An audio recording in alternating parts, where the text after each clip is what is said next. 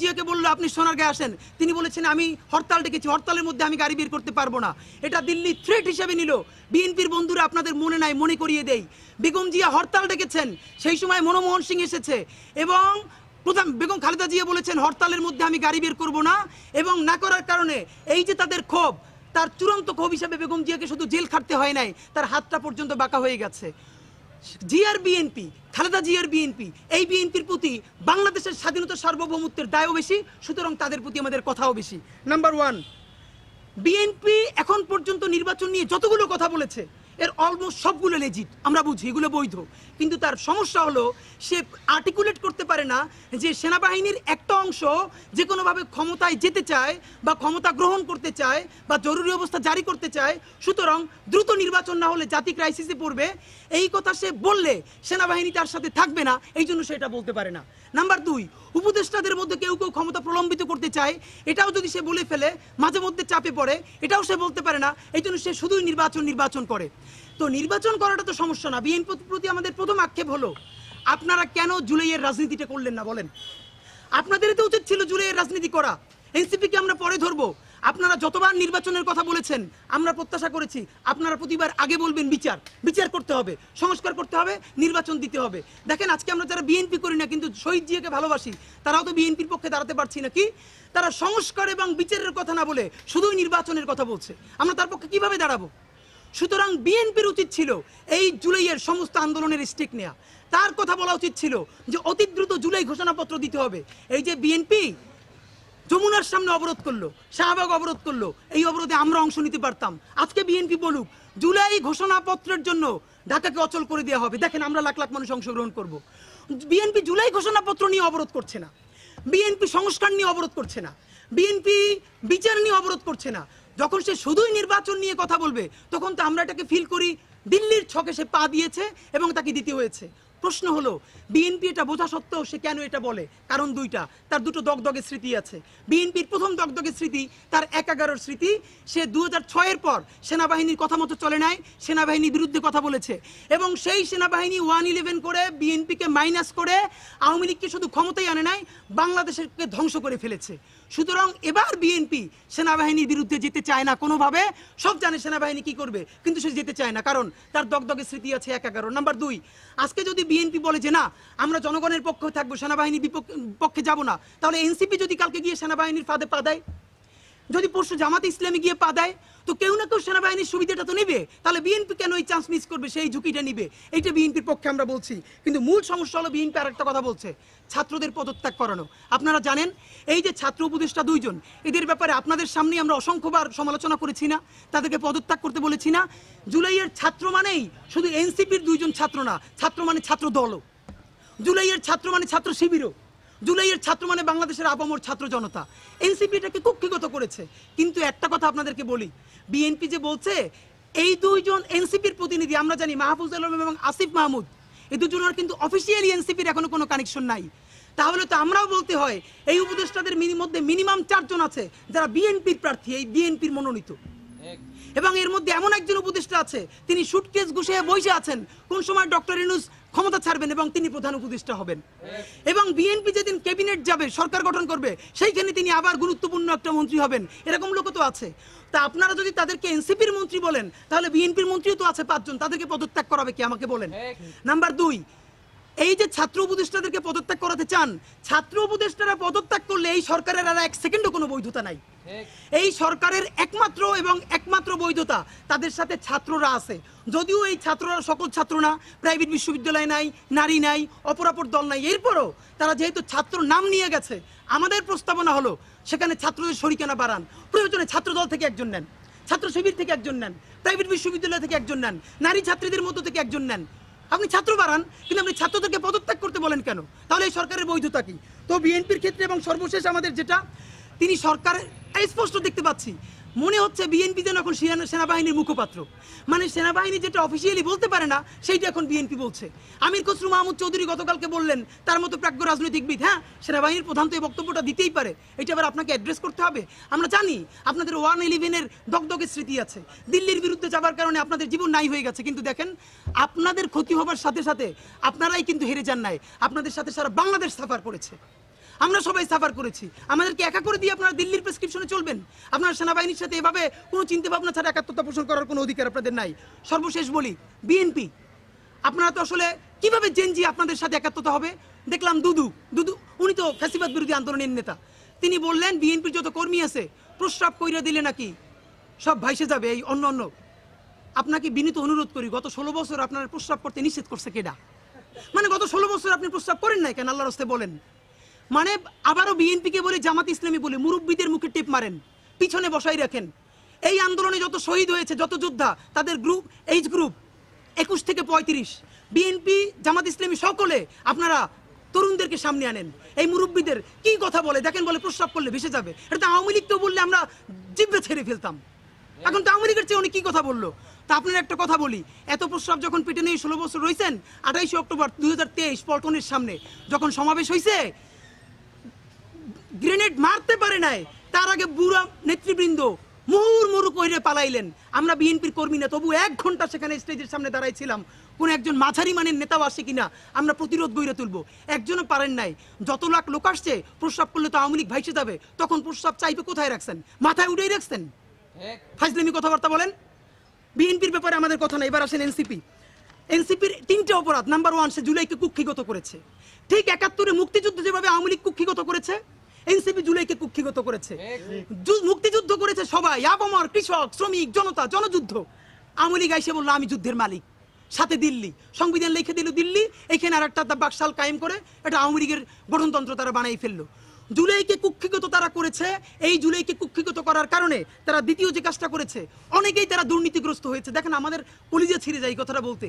আজ থেকে 10 মাস আগে যেই ছেলেটা দেখেছি সারা গায়ে আঘাতের চিহ্ন, জুলাইয়ের আন্দোলন করতে গিয়া, সেই সব ছেলে মেয়ে মাত্র 8-10 মাসের মধ্যে কিভাবে কোটি টাকার মালিক হইতে পারে, এই চিন্তা আমাদেরও ঘুম আসে না। 10 মাস তো, আরে রাজনীতি তো আগামী 5 বছরের না, রাজনীতি তো 50 বছরের। কষ্ট করে বসে থাকলে আগামী বাংলাদেশ হয়তো আমাদের, জুলাই যোদ্ধাদের। এখন তারা যে দুর্নীতি করলো, তারা তো এই সরকার পড়ে যাওয়ার সাথে সাথে কেউ যাবে দুবাই, যারা ফ্ল্যাট কিনছে, হাউজিং এ প্রজেক্ট করছে, ওইখানে ব্যবসা কিনছে, কেউ যাবে বিদেশ, যারা মাস্টারমাইন্ড হয়েছে। এই লক্ষ লক্ষ জুলাই জনতা কোথায় যাবে? আমাদেরকে যে তোমরা এই জাহান্নামের মধ্যে ফেলাই দেবা, এর দায় কিন্তু ইতিহাসের কাছে দিতে হবে, আল্লাহর কাছে দিতে হবে। নাম্বার 2, আপনাদেরকে বলতে চাই, এই ঐক্য প্রথমত বিনষ্ট করেছে এনসিপি। এই যে জুলাইয়ের বৃহত্তর ঐক্য, কত মানে মনে করে ফেসবুক একটা আছে, আগেও বলছিলাম যে ফেসবুক অ্যাকাউন্ট সব ডক্টর ইউনূসের কাছে জমা থাকবে। মন চাইলে এই পোস্ট দেয়, আধা ঘন্টা পর ডিলিট দেয়, এরপর 3 ঘন্টা পরে হিসাবে দুঃখ প্রকাশ করে।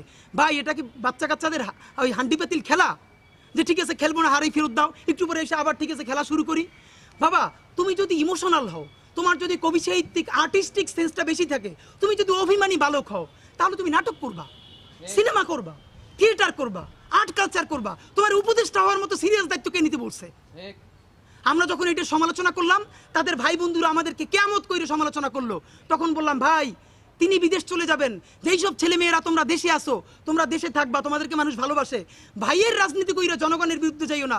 জনগণের বিপক্ষে গিয়ে ভাইয়ের রাজনীতি করলা, এখন তোমার ভাই তো তওবা করছে, তোমরা তওবা করবা কার কাছে? এই জন্য ইনসাফের উপরে থাকেন, নিজের বিবেকের উপরে থাকেন, বিবেক কোনোদিন বর্গা দিয়েন না। এবং সর্বশেষ, এই যে নিজেদের ক্ষমতাকে কুক্ষিগত করার জন্য বৈষম্য বিরোধী ছাত্র আন্দোলন, সারা বাংলাদেশের যে ফোর্স ছিল সেটাকে নাই করে দেওয়া হলো। এই যে আপনার আজকে এনসিপি, তারা যদি বৈষম্য বিরোধী ছাত্র আন্দোলনটাকে আরো 6 মাসও টিকেই রাখতো, এই বৈশার পক্ষে দাঁড়াই আমরা আওয়ামী লীগ নিষিদ্ধ করতে পারতাম, জুলাইয়ের ঘোষণাপত্র দিতে পারতাম। কারণ এখানে ছাত্র দল ছিল, শিবির ছিল, সবাই মিলে ছিল। তো নিজের ক্ষমতাকে কুক্ষিগত করার জন্য কি করলা? কতক্ষণ শাহবাগের পক্ষে গেলা, বিপক্ষে গেলা, জামাত, হেফাজত, ইসলামপন্থীদের গাইলেইলা, আবার সরি বললা। দেখেন কি আফসোস, আজ থেকে 4 মাস আগে তাদের কি ক্রেজ ছিল, এখন তারা পোস্ত দূরের কথা রাস্তায় এসে দাঁড়াইলে অর্গানিক 100 লোক পায় না।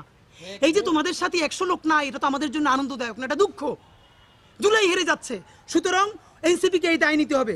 সর্বশেষ আমাদের প্রস্তাবনা বলি, এতক্ষণ সবাইকে বকাঝকা করলাম, সবাইকে বললাম কার কি দায় হয়েছে, কিন্তু জুলাইকে হেরে যেতে দিয়ে যাবে না। আপনাদেরকে একটা কথা বলি, এইবার যদি জুলাই হেরে যায়, আগামী 100 বছর এই দায় বাংলাদেশের জনপদকে বই বেড়াতে হবে।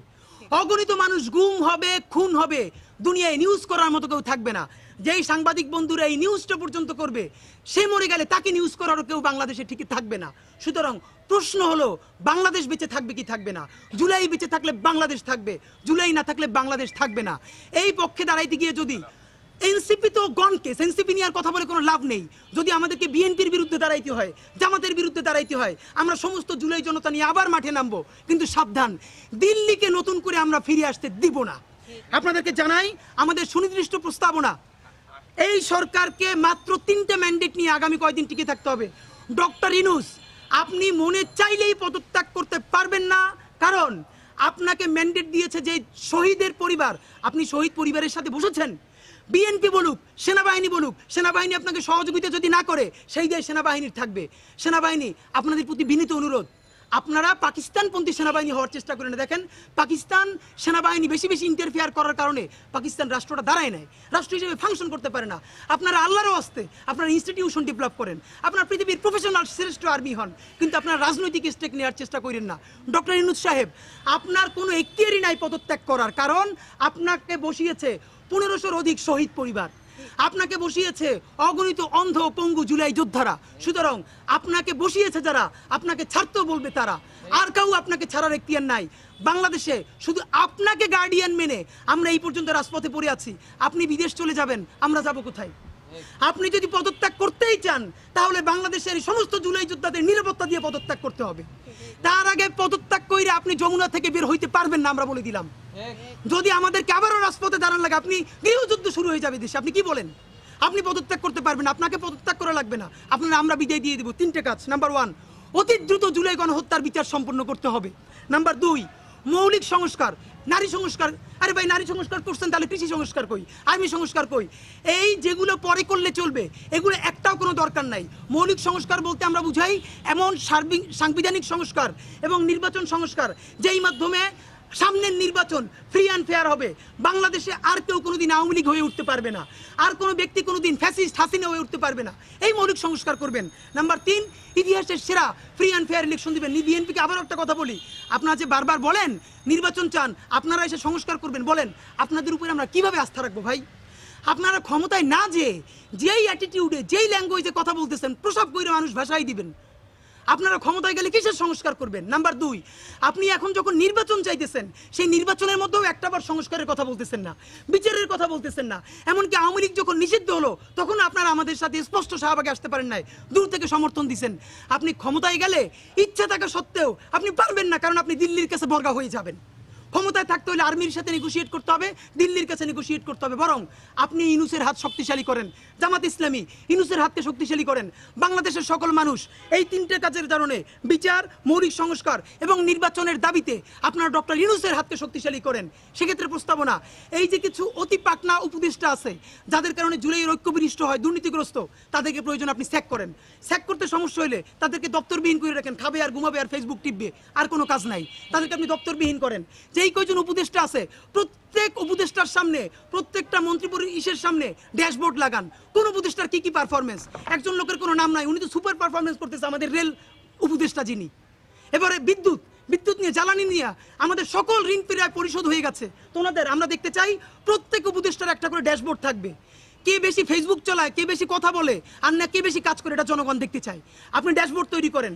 এবার আমাদের সুনির্দিষ্ট প্রস্তাবনা, আগামী এই 3 দাবিতে অতি দ্রুত বিচার, মৌলিক সংস্কার এবং নির্বাচনের দাবিতে আমরা আপনাদের মাধ্যমে আবারও জাতীয় সরকার দাবি করছি।